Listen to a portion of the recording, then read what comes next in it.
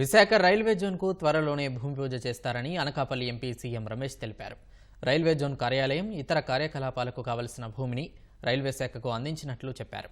Railway parliamentary committee చైర్మన్గా ఎన్నికైన తర్వాత తొలిసారిగా విశాఖ వచ్చిన రమేష్కు ఎయిర్పోర్ట్లో కార్యకర్తలు ఘన స్వాగతం పలికారు.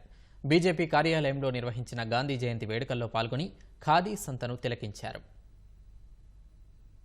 రైల్వే కమిటీ చాలా ఇంపార్టెంట్. మనకు కూడా చాలా ఇష్యూస్ ఉన్నాయి. దీనివల్ల ప్రయాణికులకు ఏ విధంగా ఇంకా మంచి సౌకర్యాలు కల్పించాలి, అలాగే ఫ్లైట్ కారిడార్ని ఏ విధంగా డెవలప్ చేయాలి. ఎందుకంటే రైల్వేస్లో డెవలప్మెంట్ చేసేందుకు చాలా ఉంది. దీనికి ఈ కమిటీ తోడ్పడుతుంది. ఈ బాధ్యత ఇచ్చిన దానికి ధన్యవాదాలు తెలియజేసుకుంటూ,